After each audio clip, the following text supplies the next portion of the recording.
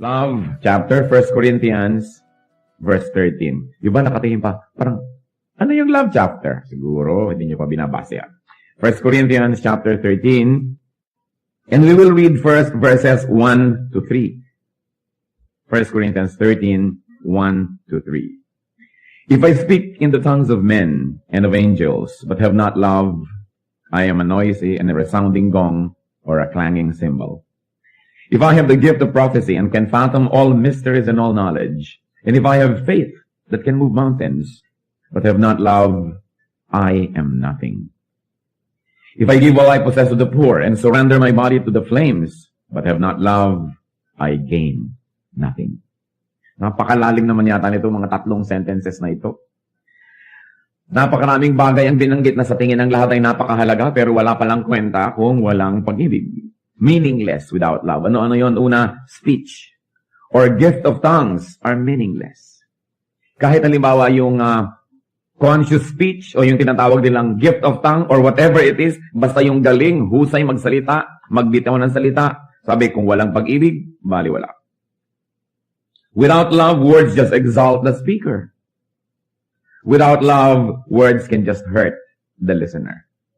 Kaya kung minsan meron tayong sinasabing masakit sa isang tao, dapat masaktan siya, magalit siya, at nasaktan na nga, pero hindi pa rin nagagalit at nagpasalamat pa kasi alam, sinabi natin, out of love.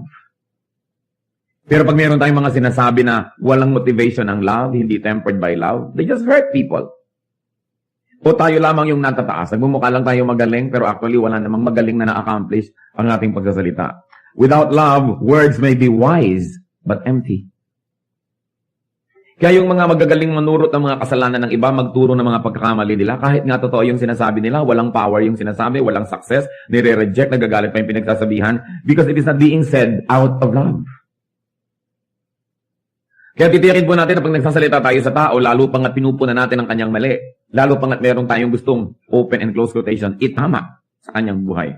Lalo pangat gusto natin magbigay ng ating mga puna, tiyakin natin na meron tayong pag-ibig dun sa tao. Na sinasabi natin yon dahil gusto natin siyang mapabuti. Hindi lang para siya pahiyain. Hindi lang para ipakitang tayo yung tama at siya yung mali. Para lang hindi ipakitang mataas tayo at siya yung mababa. Na pagka tayo may pinagalitan man o sinabihan man ng kahit anong bagay, ang dahilan pag-ibig. Kaya if we don't have love, we don't have right to criticize. Yun ang pinagkaiba ng criticism at rebuke. Yung rebuke nagmumula sa concern and love. Gano'ng karaming tao pinagsasabihan natin dahil actually gusto natin siyang ibaba o gusto natin siyang mapagalitan o gusto lang natin maipakita ang ating offense, ang ating tayo yung na-offense sa kanilang ginawa. Pero hindi naman talaga totoo sa puso natin. Gusto kasi natin siyang matuto para siya mag-improve. Kita yun ng Diyos. It is the love behind the word that empowers it. Kaya kadalasan pag sinabihan tayo ng ating girlfriend o boyfriend o kaya wife o husband o nanay o tatay, ang lakas ng influence.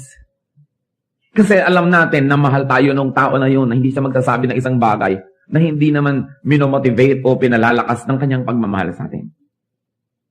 Kaya nga yung mga mahal natin at nagmamahal sa atin, ang laki ng influence Because we know that they're speaking out of love. Speak of love and speak out of love. Speech without love is a failure. So isa po yan na failure na kailangan natin ma-recognize ngayon. Kasi pinag-uusapan natin, success, failure, and love. Anong kinalaman ng love sa dalawa? Another failure. Diyan sa binasa po natin, 1 Corinthians 13, 1-3. Prophecy is meaningless. Prophecy may be defined as teaching o galing na magturo. Or, katulad nung inire-reveal mo yung mga kalooban ng Diyos para sa iba, katulad nung sinasabi natin, ay, prophecy yata yan. But actually, the gift of prophecy is really concerned about expounding on the Word of God, on the truth, and teaching it to people. Yung galing mo na magsalita to apportion an idea and distribute it to people. What is teaching for without love? Kung wala kang pag-ibig, turo ka ng turo, ang galing-galing mo magturo, anong mangyayari? Tingnan niyo po yung mga nagturo ng maraming mga isms. Yung ang gagaling mag-orate tungkol halimbawa sa mga naging communism or socialism sa Russia, sa Cambodia, kung saan-saan. Ano nangyari? Noong ang mga tao ay naniwala sa kanilang mga magagandang salita, sa kanilang magagandang pagtuturo, ang dami nagdusa, nagkamatay-matay ang mga tao. Kasi yun namang galing hindi motivated by love, but probably even by hatred. Baligtad pa. Nagsasalita, nagtuturo at magaling pero dahil gustong manira, hindi dahil bumuo. It is only to be self-serving, prophecy without love. Prophecy without love will only be self-righteous. Ang galing mo magturo, hindi ka naman nagmamahal sa yung tinuturuan, edi itataas mo lang yung sarili at ibababa sila at ipapakita mo kung gaano kakagaling at kung gaano sila kakulang. That's why prophecy is meaningless. Knowledge is meaningless. Marami kong notebook noong araw na nakikita sa kalabas, knowledge is power. Ngayon yata yung mga notebook, puro mukha ng mga artista ang nakalagay, ewan ko. Pero dati yan yung mga kasabihan at kung ano-ano. Yung isa, knowledge is power. But the Bible tells us that knowledge is meaningless without love. It will only be self-exalting. It will only be frustrating and painful. It will only be oppressive. Kung ang galing-galing mo, tapos wala kang pag-ibig. Anong gagawin mo sa mga taong hindi magagaling? Mabibihag mo lang sila, mapapaikot, mamamanipulate. What's the point of knowledge kung hindi yan punong-puno ng pag-ibig? Nagagamitin ko para umimbento ng mga weapons to kill people. Nagagamitin ko para sirain yung environment. Gagamitin ko para lang payamanin ang sarili ko at the expense of others. That's why the Bible says, knowledge is meaningless without love. Prophecy without love is a failure. Knowledge without love is a failure.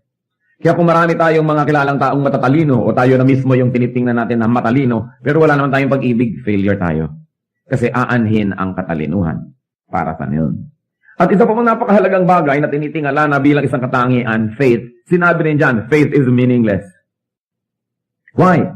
Faith or religion without love is only going to be self-righteousness. Okay, I have faith, I have religion, pero wala naman akong love, so ano mangyayari? Self-righteous lang ako. Banal ako, ikaw hindi. Makadiyos ako, ikaw hindi. So I am better than you are. Use faith to love. Faith in God, faith in God's goodness and protection and provision. Ano pa daw po yung walang kwenta? Charity is meaningless without love. Once more, ano naman ang mapapala ko na ako'y bigay ng mga pagkain sa mahihirap na gusto ko lang palang mapuri. Gusto ko lang palang malagay sa dyaryo. O kaya, worse, tulong ako ng tulong, bigay ako ng bigay para tumanaw ka ng utang na loob at makontrol kita buong buhay. Kasi nasabi, love is meaningless and charity is meaningless. It will only be self-exalting, it will only be manipulative. Charity without love is a failure. So by now, nare-review na dapat natin kung kumusta ba yung ating speech, yung ating prophecy, yung ating knowledge, yung ating faith, yung ating charity. Then what else is meaningless according to verses 1 to 3 of 1 Corinthians 13? Sacrifice without love is meaningless. Sabi niya, if I surrender my body to the flames, kahit nasunugin ko pa ang aking sarili, magtiis, magsakripisyo, pero kung wala akong pag-ibig, baliwala rin yun. It will only be self-serving, so sacrifice for love, sacrifice to love. What then is love? Dahil without love, these are all meaningless things. Then we've got to go back and we've got to revisit the definition of the Bible, no? Not of the cards that you buy in the bookstores.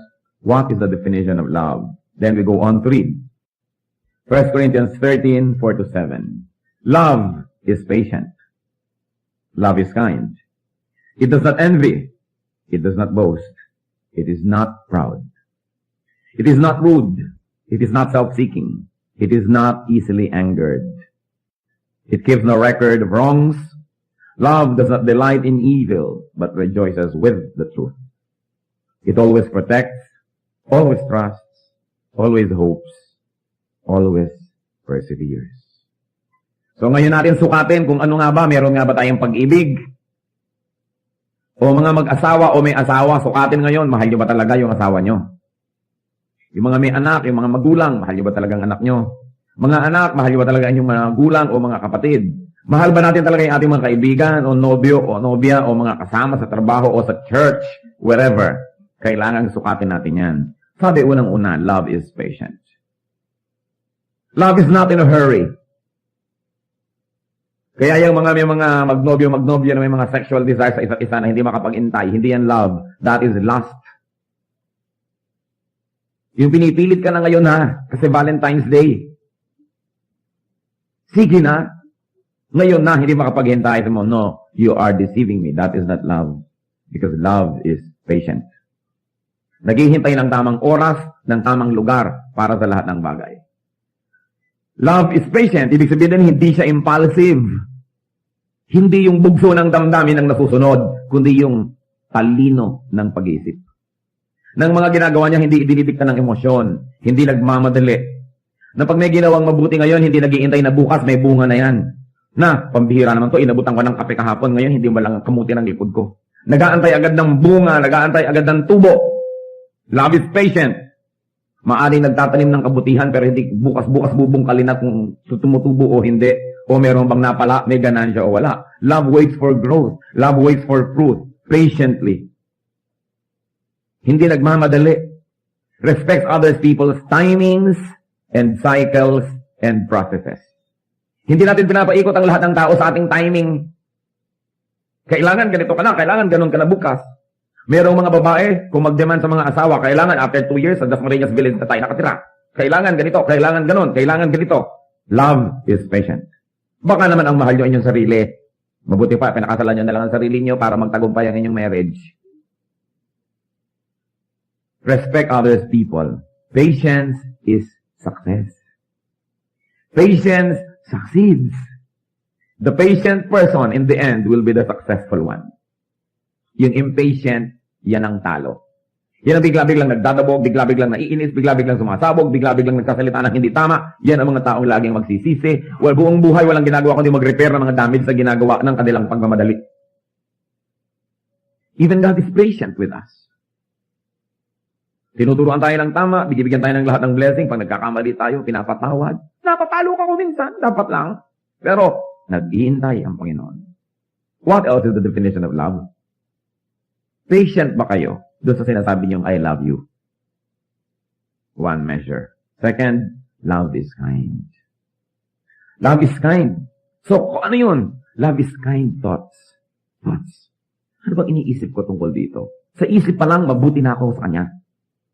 Kasi alam niyo kung bakit dapat tayo mabuti sa isip? Kasi kung ano yung iniisip, mamaya ginagawa na natin. Ang katawan natin ay alipin lang ng ating isip. Ang ginagawa ng ating katawan ay dahil lang iniisip ng ating isip. Kaya doon ang battleground. Kaya sabi sa Romans 12, be transformed by the renewing of your mind. At kung nahihirapan tayo intindihin yon sa Tagalog, ang ganda-ganda, maghunos dili. Magbagong loob. Doon sa loob dapat nangyayari. So love is kind thoughts. What thoughts do you think of your loved ones? Anong iniisip nyo? May mga magnobyo, pagka ikakasal, yung isa pagtayo, tatapakan yung isa para ma-dominate ko sa buong buhay. Una kong ilalabas yung pa ako sa simbahan para ako ang manalo. Thoughts pa lang, evil na eh. Anong sa talaga nyo mangyayari sa inyong marriage? Sa umpisa pa lang, iniisip mo na agad manalo ka, matalo siya. Love is kind thoughts. Love is kind words. What kind of words do you use to people that you profess to love? And words not when you are in a good mood, but when in bad. Siyempre, kung good mood ka, maganda yung words na lalabas eh. Pero paano kung galit ka na? Ipapaalala mo na hinangol lang kita sa putik. Naging tao ka lang sa akin.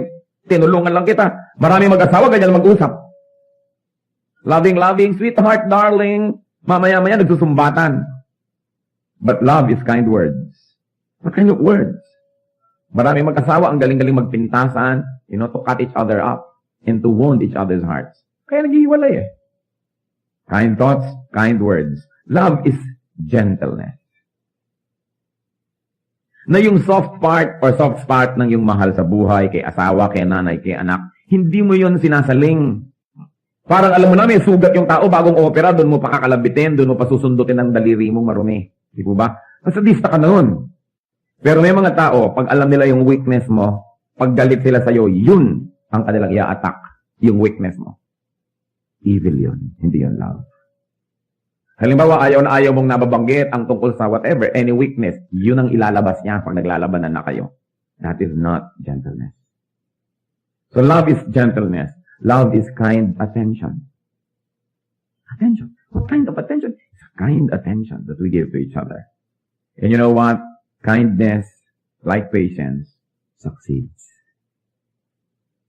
Ang pinaka-effective deeds are deeds of kindness. Kayo, anong naaalala niyo yung pinakamagagandang memories about people? Hindi ba yung deeds of kindness nila sa inyo?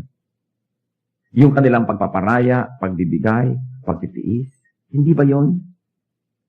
At kung gano'n ang naaalala natin tungkol sa isang tao, hindi ba wala tayong gagawin kundi mabuti para sa kanya? Hindi ba susuklian natin ang kabutihan? Kaya ang taong mapagbigay, yung taong mabuti, yun ang talaga nagtatagumpay. Sa biglang tingin, mukha siyang talo, mukha siyang kawawa. But in the end, siya talaga yung nagtatagumpay. If you are kind, if you are patient, it looks like you lost the battle. But obviously, in the end, you will win the war. What else? Love does not envy. Love celebrates other people's triumphs and victories, possessions and all. Pero hindi, there's a lot of envy, even among couples. Pagka lumalaki na yung kita ng isa, kung pareho nagtatrabaho, nagkakaingitan na. Pagka yung magkakapatid, nagkakaingitan, sa halip na matuwa ako dahil yung ate ko valedictorian at ako may bulok-totorian, galit ako. Hindi ako ate ng graduation. Hahanap ako ng mga weaknesses niya at ibabalandra ako sa buong bayan, lahat-lahat. That's envy. Many people who are supposed to love actually envy. Samantalang dapat kang matuwa. Yung kamag-anak mo, no, naging mayor, yung pinsan mo, naging beauty queen, o whatever, may tagumpay itong kapitbahay mo, yumaman yung kapitbahay mo, di mabuti. Kung hindi ka man lang niya mabigyan, at least hindi ka na niya hihingan. Hindi mabuti.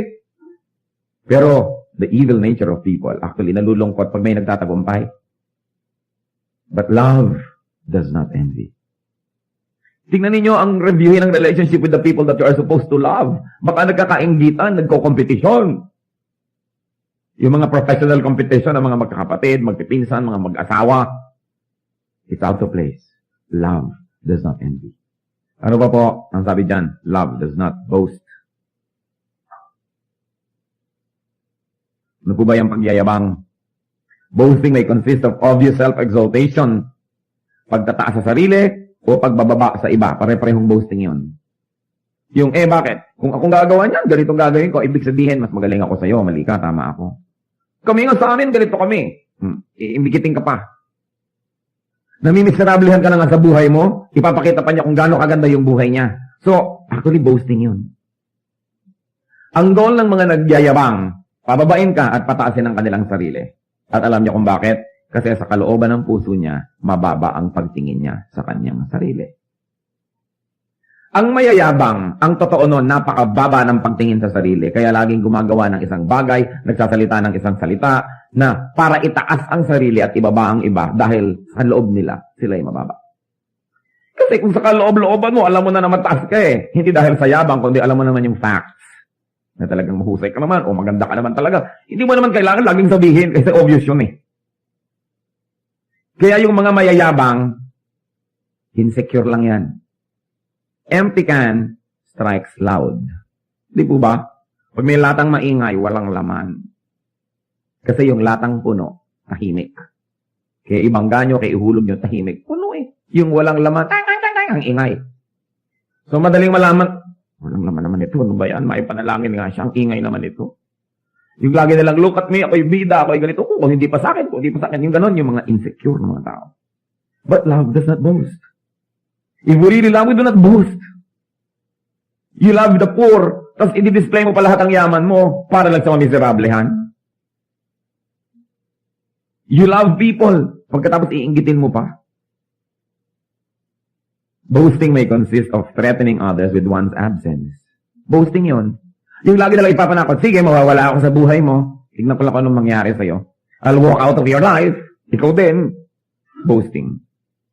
What else? Proving what harm one could inflict on another. That's boasting. Yung, sige, sinubukan nyo ako, malalaman nyo kung sino ako. Gagawa ka ngayon ng lahat ng magagawa mo para sa saktan.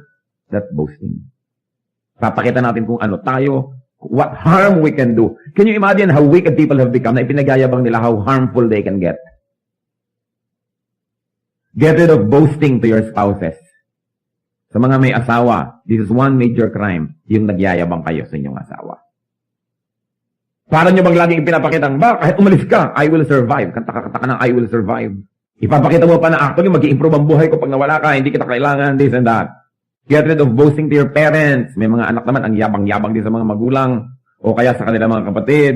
Tapos sa mga kaibigan, ba't pa kayo nagkaroon ng kaibigan kung iinggitin nyo lamang at lagi na lang kayo magmamataas? Di wala yun. You need fans, not friends. Boasting fails to exalt a person. Kasi ano ba yung goal? Itaas ang sarili, ang totoo, yun naman mayayabang, hindi naman talaga tumataas. Yung mga tao, pag talikod doon, ano ba yun? Hangin naman. Diba? Ang lakas ang hangin. Yung hindi niya talaga naitaas ang kanyang sarili, lalo lang siyang bumaba. Nabibigo ang kanyang ginagawa. Love is not proud.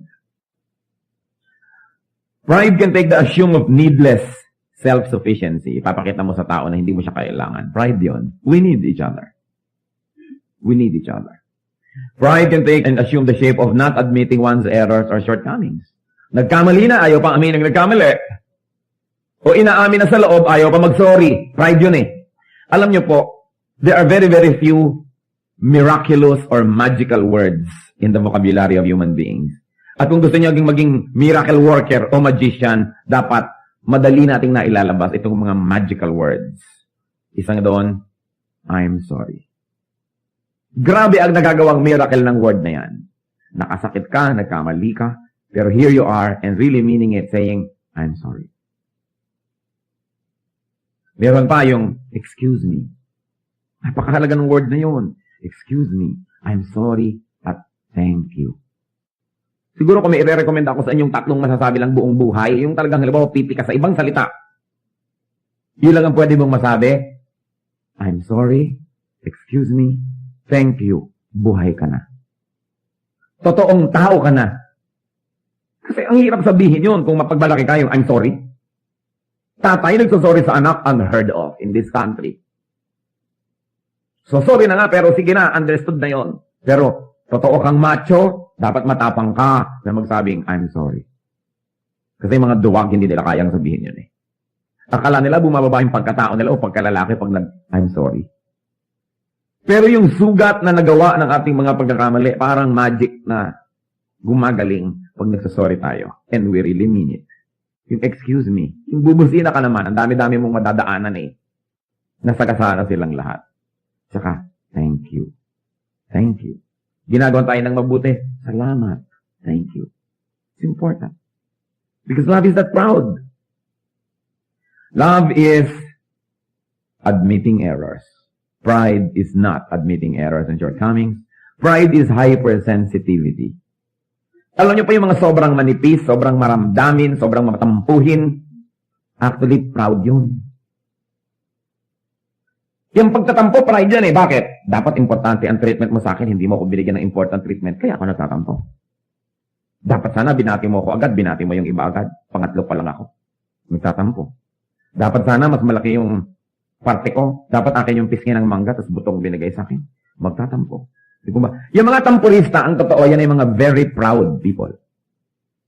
They think that the world owes them courtesy and kindness and goodness all the time. And when the world fails, nagtatampo sila. Kaya napakalaking kasalanan yan eh. Yung sobrang pagtataas sa sarili, ngayon, pag ang mga tao hindi nag-cooperate sa pagtataas mo sa iyong sarili, galit ka, nagtatampo ka. Ano pa? Pride can take the shape of self-importance. Pompousness. Yung gusto mong lagi kang bida, lagi kang nire-recognize, lagi ka nalang kinikilala. And of course, pride is seeking captives. Ang tingin mo lang sa mga tao, puro bihag. Kaya ko yan, controlled ko to, controlled ko yun. That's pride. Pride fails to give victory. Sa lahat ng ginagawa ng pride na para magmukha siyang victorious, mukhang siya ang bida, lalo siyang bumababa. Kasi wala naman talagang taong nai-inlove sa mga proud people at wala naman talagang taong humahanga sa proud people. Kaya kailangan na tayo po ay totally lost para maging proud eh. And we've got to be ignorant to be proud. Kasi pride is related to attaching self-importance. Pero kung totoong bukas ang ating isip at matalino tayo, alam naman natin hindi tayo importante. Alam naman natin na hindi tayo magaling. Alam naman natin na lahat siguro ng mga pinupuri ng mga tao tungkol sa atin ay hindi totoo. Dahil sino nga ba tayo? Yung taong makatotohanan, bukas ang isip at kilala ang kanyang sarili, yan ang humble. Kasi alam niyang, ganun lang yun. Kaya yung mga tinatawag po natin ng mga nagtagumpay, halimbawa nagtagumpay sa negosyo, therefore yumaman, nagtagumpay sa career, therefore sumikat, naging makapangyarihan. Kahit sa career, dahil may nagbigay, may tumulong, may nagbukas ng pinto para sa'yo. Kaya yung taong mga mayayabang ay mga ligaw, hindi nila alam kung sino sila. Because nobody can be great by himself. Bakit kung katalinuhan nagbibigay ng tagumpay, bakit ang dami mga matalino ay wala namang nangyari? Di po ba? At marami naman mga taong hindi matalino, wow, bakit ang yaman niya? Bakit? Kasi may mga tumulong, may mga nangyari. Pride fails to give genuine victory. Then, ano pa ba ang mga definition? Love is not rude. There can be so much rudeness among people, especially sa mag-asawa. Napakarami ko lang nakitang rudeness ng husband to wife and wife to husband. Pambihira, kung meron kayong dapat igalang, titaganan, at gawa ng lahat ng nice and best things in life, dapat asawa nyo. Kasi yan ang kasama nyo sa buhay. Yan ang karamay nyo. Kung nahulog kayo sa hagdan, yan ang dadampot sa inyo. Kung na-paralyze kayo, yan ang magbubuhat sa inyo o magtutulak ng inyong wheelchair. Diba? Yan ang karamay-damay mo. Yan naman kung meron kayong asawa. Pero ang dami-daming mga kagaspangan ng husband to wife and wife to husband. Kasi siguro taken for granted na kahit nabastusin kita, nandiyan ka rin naman, wala ka ng choice. Kaya wala ng courtesy. Wala nang mga thank you, wala nang mga sorry, bahala ka, automatic ka na lang nandyan ka kahit anong mangyari. At alam nyo, hindi automatic, kaya marami naghihiwalay. Love is manual, it's not automatic. Hindi pwedeng umandar automatic ang love, namamatayan. Kaya marami, tatatlong taon pa lang, Pastor, wala na akong pag-ibig sa aking asawa. Hindi nyo kasi tinrabaho. Hindi nyo ginawa ng paraan. Kasi ang pag-ibig, nire-renew yan everyday, tinatrabaho yan. Kung hindi, nawawala. So, there can be so much rudeness between parents and children. Alam niyo, ang daming rudeness ng mga parents sa children. Kung mabata ka, pakain kita, pakaral kita, hindi na sila nagiging courteous. Hindi nagagalang ng privacy ng anak. Yung parang anak lang kita. Di ba dapat mga magulang ang kauna-unahan magpakita ng kagandahang asal? Marami rin mga anak, very rude to their parents. Naku, polite ang polite sa mga teachers sa school, polite ang polite kung kani-kaninong tita, tito, pero mga magagaspang sa sarili mga magulang.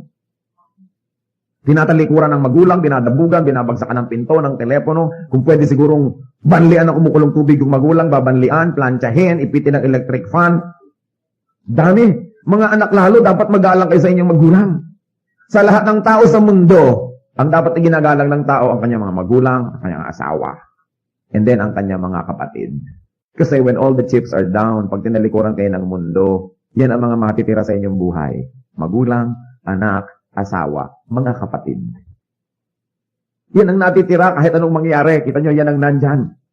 Kaya kailangan, courteous tayo sa kanila. Ang courteous mo sa stranger, ang courteous mo sa waiter, pag naglagay ng kutsara, thank you. Naku, ang etiquette mo talaga by the book. Pagkatapos yung mga tao na pag naghihingalo at tumirik ang iyong mata, nandyan, hindi tayo courteous. Napaka-importante. We give all courtesies to strangers in public places, sa mga kotilyon, sa mga dinner at mga parties. Pero yung mga tao talagang permanent fixtures of our lives, dapat polite tayo sa kanila. Alam niyo yung politeness ng mga anak sa magulang? Sa Arabia, sa Arab world, hindi pwedeng ipakita ng anak ang kanyang talampakan sa kanyang magulang. That's rudeness. Hindi pwedeng nakatapat yung magulang mo, itataas mo yung paa mo na gano'n, na nakaharap yung paa mo sa kanya. Rudeness. Iniingatan yung ganong klaseng mga bagay. May mga anak na hindi tumatalikod sa magulang. Yung pagka umaalis ay medyo paatras ng konti, hindi bigla-biglang tinatalikuran. Courtesy. Ang daming nakita ko na, mga kolehiyala, mga college boys, ang polite to strangers, pero ang rude sa kanila mga brothers and sisters. Kung meron nga kayong dapat na pakitaan ng pinakamabuting ugali, yung kapatid nyo eh. Kasi unang-una, kapatid nyo yun. Second, tinalikuran na kayo ng buong mundo, yan ang magtsatsaga sa inyo, yung mga kapatid nyo. Mga kamag-anak and our friends. Alam nyo kung minsan sasabihin ng iba, alam mo, mas close pa ako sa pinsan ko kaysa sa kapatid ko. Eh kasi siguro mas polite kayo sa pinsan nyo kaysa sa kapatid nyo. Yung iba sasabihin, close pa ako sa friend ko kaysa sa sarili kong kapatid.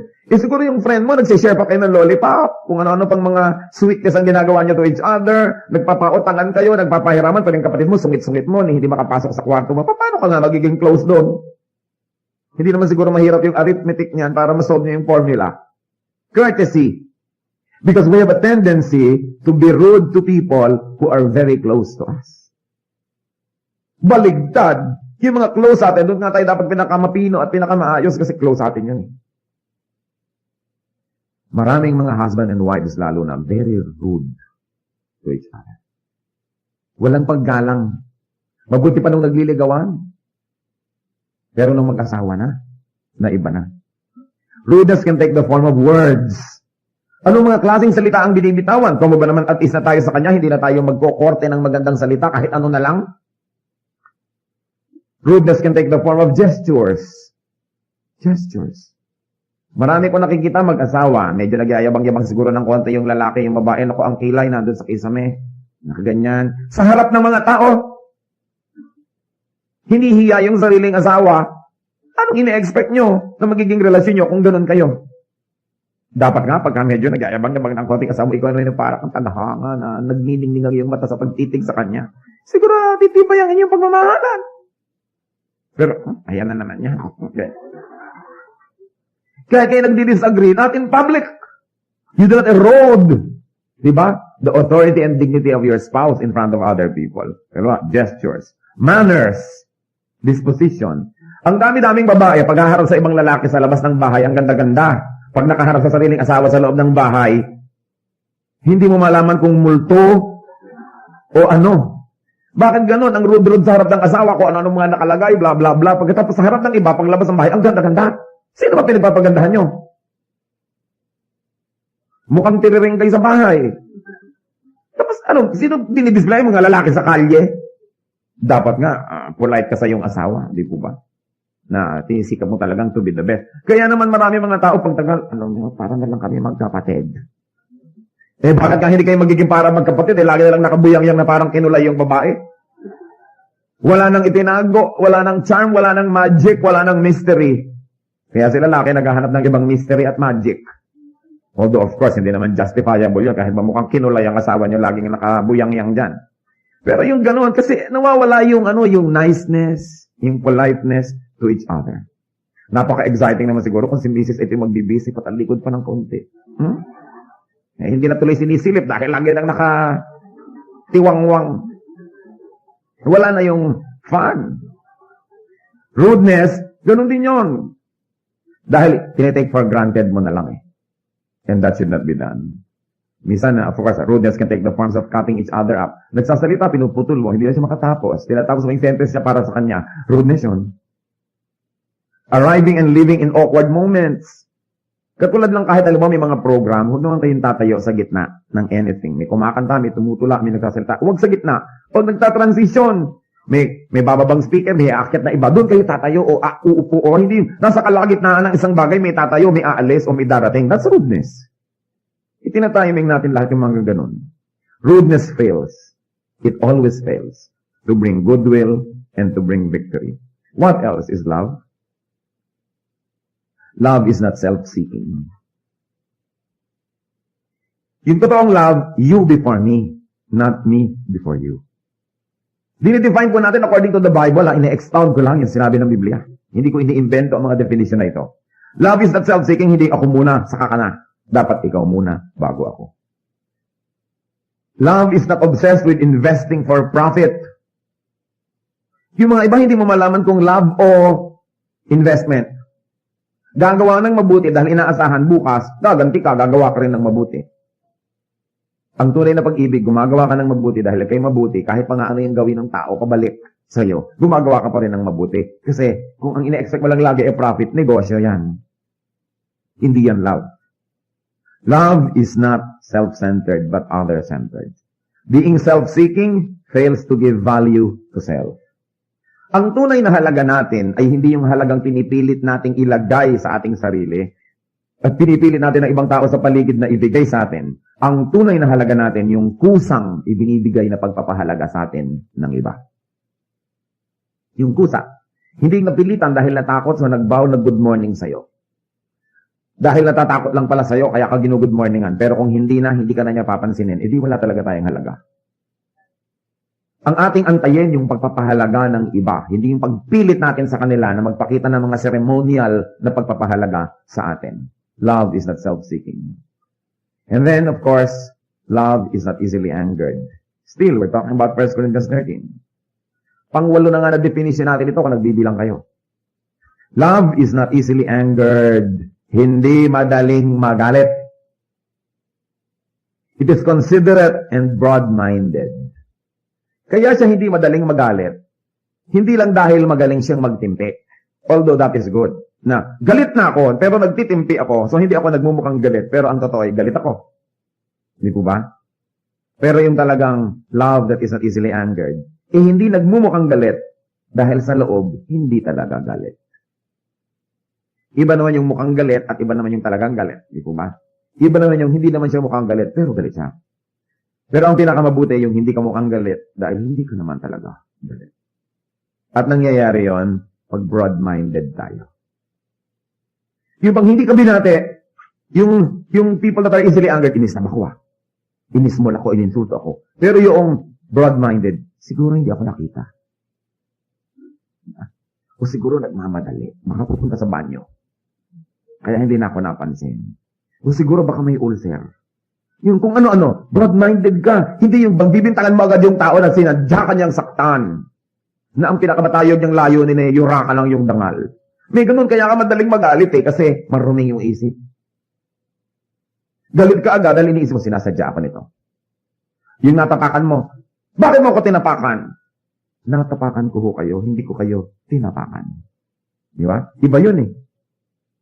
At yun ang once mo, kita nyo ang ganda-ganda ng wikang Tagalog. Kasi walang equivalent sa ibang wika yung natapakan at tinapakan. Iba yung napatay at pinatay. Sa English, you killed her. She killed her, di ba?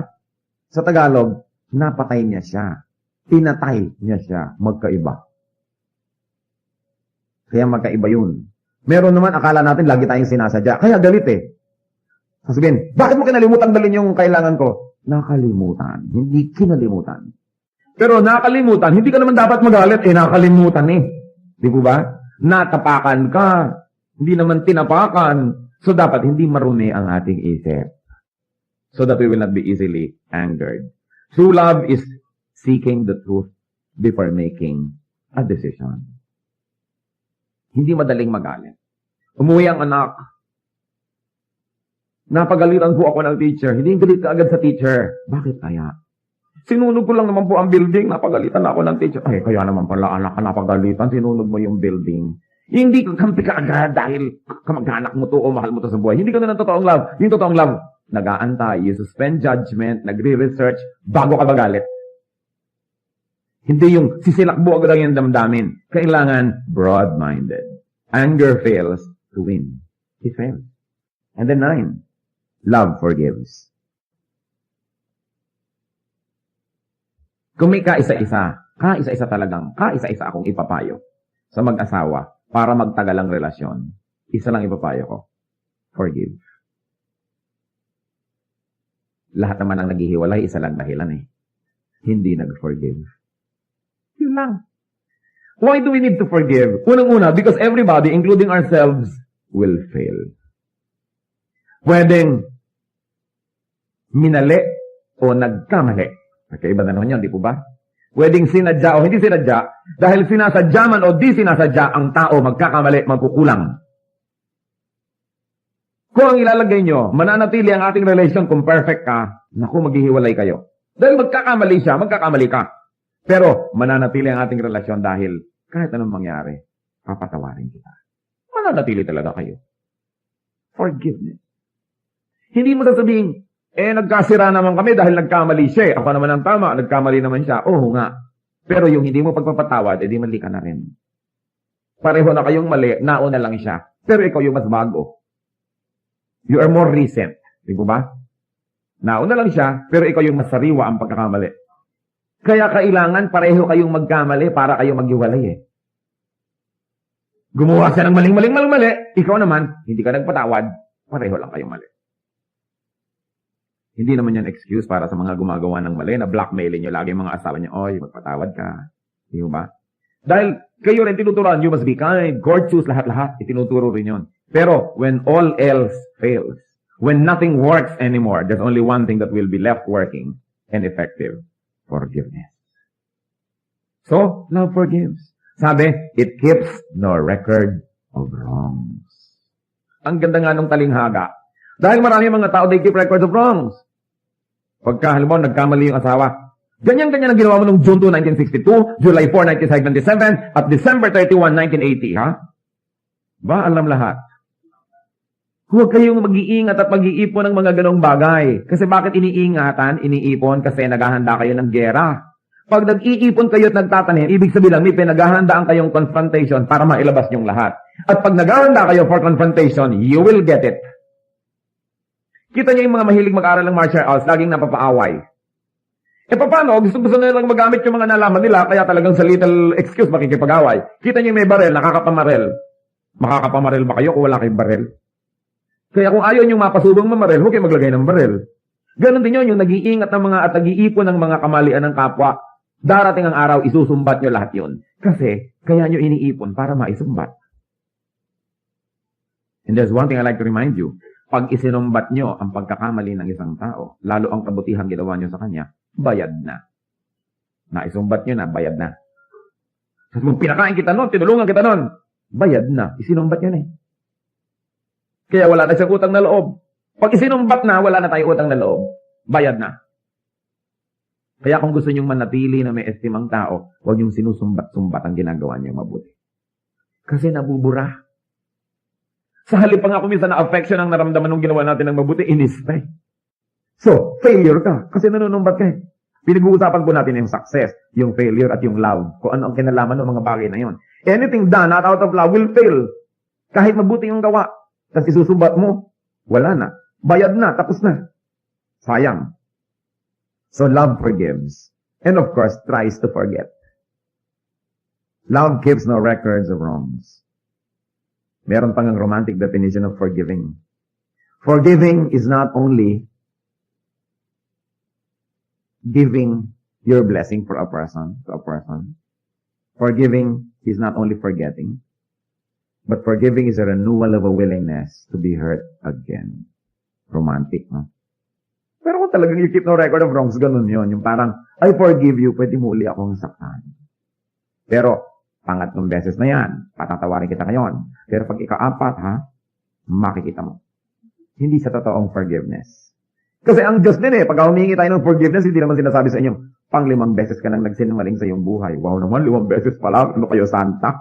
Pero, pang 5 na yan, pag naka-6, hindi na kita papatawarin. Di ganun din ang trato sa atin ng Diyos.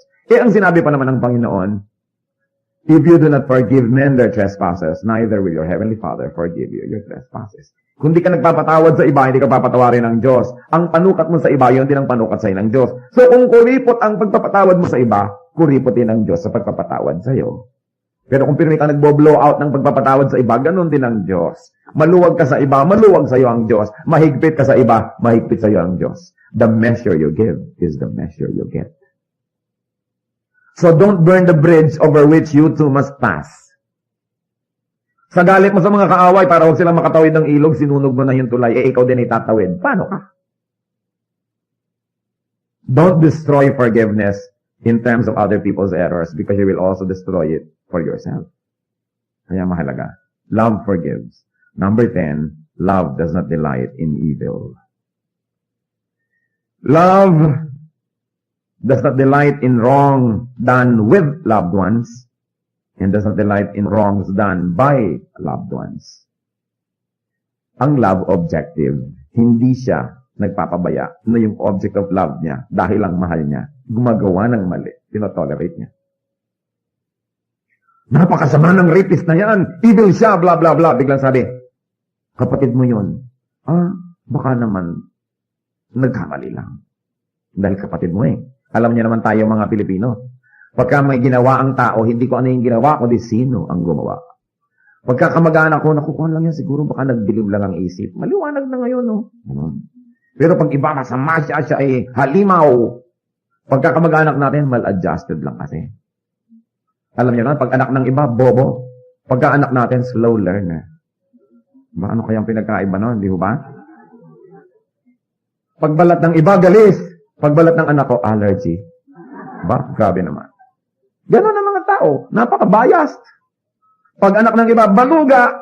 Negra. Pag anak ko, exotic. Bias kasi tayo. Kailangan iniisip natin, ano ba talaga ang takbo ng utak ko? Bakit ganon? Napaka-bias natin. Pero sabi, love does not delight in evil. Wrong is wrong kahit sino ang gumawa. Yun ang tunay na love. At alam niyo pa kung anong definition ng tunay na love? You don't do something wrong together. Kaya yung mga magkerida, I love you, I love you. Hindi yung totoo. Kasi gumagawa kayo ng mali. Sinisira niyo ang kaluluwa ng isa't isa. Ano yung love doon? Yung mga magnobyo hindi pa kasal ay nagse-sex and everything because I love you nang I love you, hindi yun totoo. Because you are destroying each other. Because love does not rejoice at wrong. Kaya yung mga lalaking pinipilit yung babae, halika na, sumama ka na sa akin. Dahil mahal na mahal kita, mahal mo pala ako, di gawin natin ang tama. Yung mga nobyang pilit ang pilit sa mga lalaki, sige na, halika na. Sasabihin mo dapat lalaki, ikalang mo ang aking puri. Kung talagang mahal mo ako. Dahil yung talagang pagmamahal does not rejoice at wrong. So nakita niyo na paano natin tinatrato yung mga mahal natin sa buhay pagka sila gumagawa ng mali, cute. Pagka iba, wrong. Dapat malinaw yung ating standard. Love places truth and righteousness above emotion, above affection. Ang mga magulang, number one guilty dyan. Pag anak na nilang gumagawa ng mali, anak ko talaga namang nagniningning ang mata nila sa paghanga. Smart talaga ang anak ko. Sinasaksak na pala yung katulong talagang anak ko, marunong ng self-defense.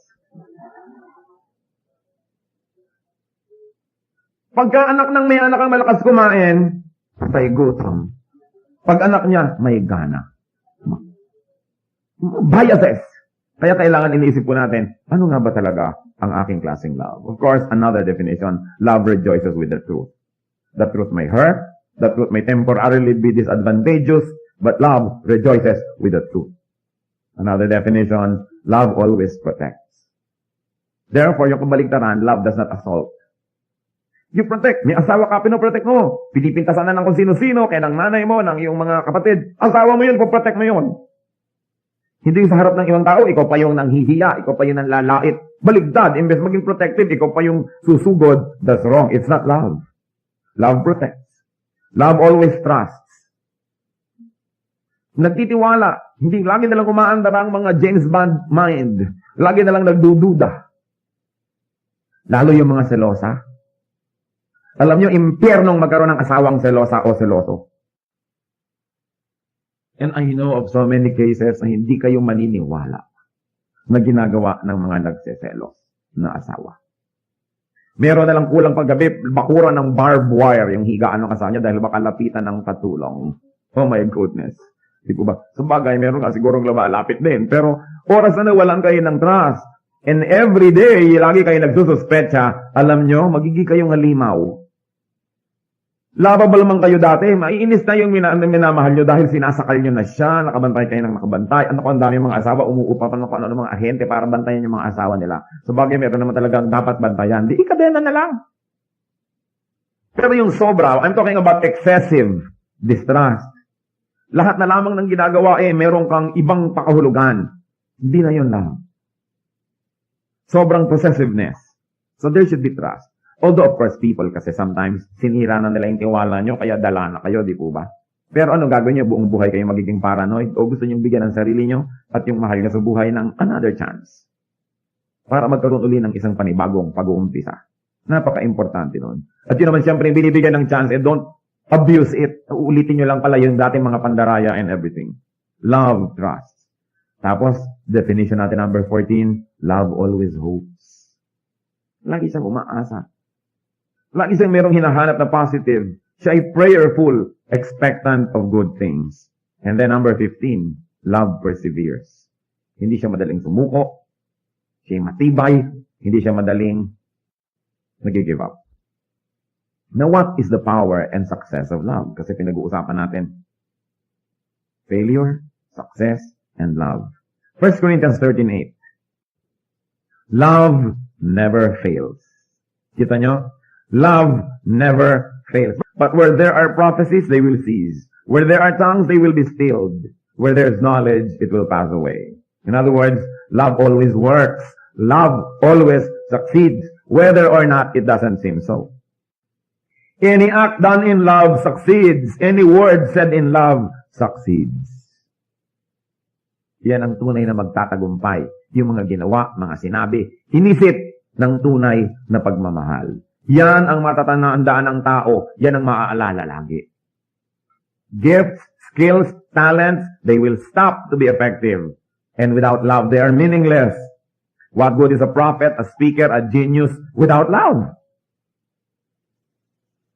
Kita nyo, ang dami-daming tao mas matalino kaysa doon sa mga, let's say, asawa nyo, pero talagang doon pa rin ako kahon. Kasi yun ang nagmamahal sa akin. Ang ganda-ganda mo nga, hindi mo naman ako mahal. So, aaning kita. Di ba? Ang galing-galing mo nga, hindi mo naman ako mahal. Anong gagawin mo sa akin? Alilain mo lang ako. Doon na lang ako sa nagmamahal sa akin. Love succeeds. Love is attractive. Ang mga tao, kung ano nung ginagawa nila para maging attractive. Pero you want to be attractive? Yung pinagkukumpulan kayo ng mga tao, laging gusto kayong nando, lagi kayong imbitado, lagi kayong hinahanap. Love people. Yan ang tunay na attractive quality. Pero talagang yung tunay na malalim na attraction, you want to be really attractive, be loving. It's good to be beautiful, but what is good will soon become permanently beautiful. Kailangan good tayo, then we become beautiful and attractive. Nagsasayang ang maraming tao ng mga kung ano mga pera para maging attractive. Although hindi naman masama siguro na maging pleasant ka, maging maganda yung itsura mo. Pero ang totoong lasting attraction or attractiveness is our heart. Kung loving tayo, marunong tayo magmahal, and all the qualities we talked about, people will find us attractive. Love always wins. Dapat natin tandaan. Actually and spiritually. Kahit parang hindi ka paglang nanalo, panalo rin yan in the end. You know why? Because God looks at our hearts. And God is our final judge. Kahit na mali ang inisip ng iba sa atin, hindi nila tayo sinuklian ng kabutihan, pero sa ating pagmamahal, haharap tayo sa Diyos one judgment day. And it is God who knows our hearts. And eventually in the court of God, even if in the court of men, love did not seem to win, or it doesn't always seem to win, in the court of God, it is the winner. Yung taong tunay na nagmamahal, hindi yun natatalo, hindi yun dehado. Love opens doors. Di po ba? Love breaks walls. Love builds bridges. Love inspires, nurtures, and brings out the best in others. Love beautifies. Kaya kung minsan mo, in love ka siguro, no? Ang ganda-ganda mo. Love beautifies. Love edifies, and love gives life and zest. Ibibigay ng gana. So talagang love is powerful. Yung iba, gusto nila maging military general, maging president ng kumpanya, gusto nila maging ganito, maging ganon, para maging powerful. But he who loves is the one who is truly powerful. Kasi pag mahal natin yung tao, di ba, ibibigay mo yung dugo mo, ibibigay mo yung abdo mo, ibibigay mo yung lahat mo dahil mahal mo siya eh. So sino ang talagang tunay na may kapangyarihan? Yung nagmamahal. Yung mga fake na kapangyarihan as in military power, power ng muscle or strength, pag nanghina ka na, hindi ka napapansin ng tao. Pero yung nagmamahal at minamahal mo, habang humihina, mas pinapansin mo. Di ba? Habang nawawalan siya ng kapangyarihan, at nandito ka ngayon naka-assist, yun ang tunay na panalo. Love is powerful. Love never fails. He who loves succeeds. Kaya po tayo pupunta na sa final sagot ng ating bugtong. Paano ba nagiging successful ang isang tao? Be loving. The person who loves succeeds. Because love, according to the unchangeable Word of God, the wise Word of God, sabi, love never fails. Kahit naiintindihan natin yan ng buo o only partially, paniwalaan yun sa salita ng Diyos. Love never fails. Christians are loved by God, therefore, Christians are to be people of love. Yun ang dapat matandaan sa atin. Hindi yung, wow, ang galing naman ng doctrine yan. Kasi hindi naman loving. Anong gagawin mo? Magiging ka lamang self-righteous. Although okay naman na maganda yung doctrine, but without love, it's nothing. Kung may matatandaan po ang tao sa atin, pinakamaganda, tayo marunong magmahal. Hindi lang matalino yan, maganda yan, galing yan. Dapat marunong tayong magmahal.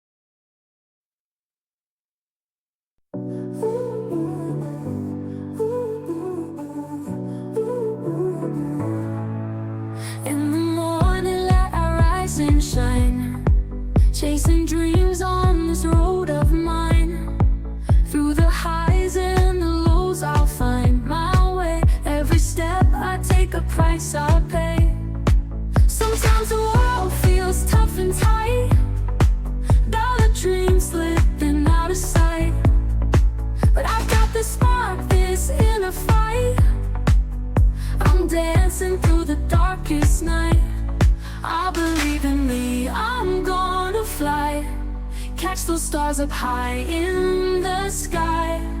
Even when the clouds block the view, I'll push on through, I'll break on through. With each sunrise a new chance comes. Got my heart beats, they're the drums. On this journey I'll carve my name. Win or lose, I'll play the game.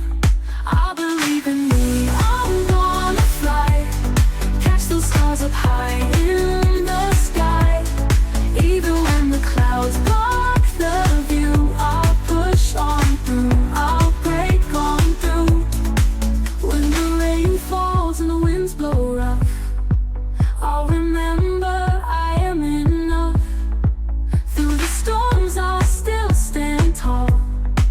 I won't stumble, I won't fall.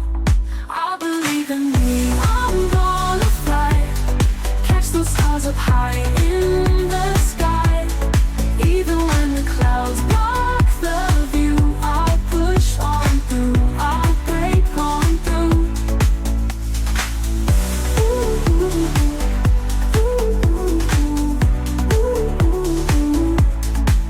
When the rain falls and the winds blow rough, I'll remember I am enough. Through the storms I'll still stand tall. I won't stumble, I won't fall. I believe in me, I'm gonna fly.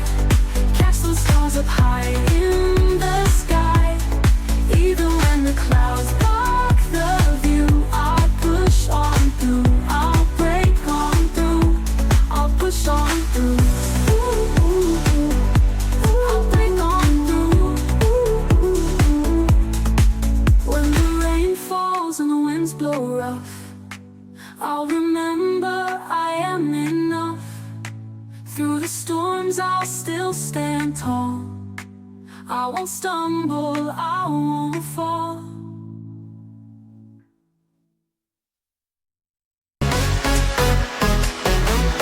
Woke up to the sunrise, another chance to try.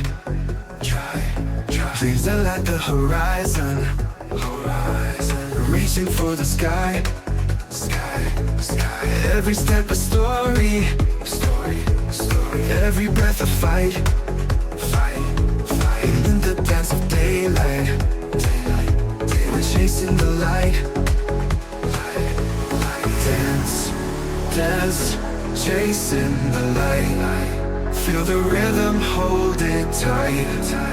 In the glow of day and night, we're dancing, we're chasing the light. Oh yeah, keep on moving, feel the beat. Hearts are racing, can you feel the heat? In this moment we're alive, we're chasing the light. Step by step we rise up. No looking back, just eyes up. Together we're unstoppable. Reaching for the top. Dance, chasing the light. Feel the rhythm, hold it tight. In the glow of day and night, we're dancing, we're chasing the light.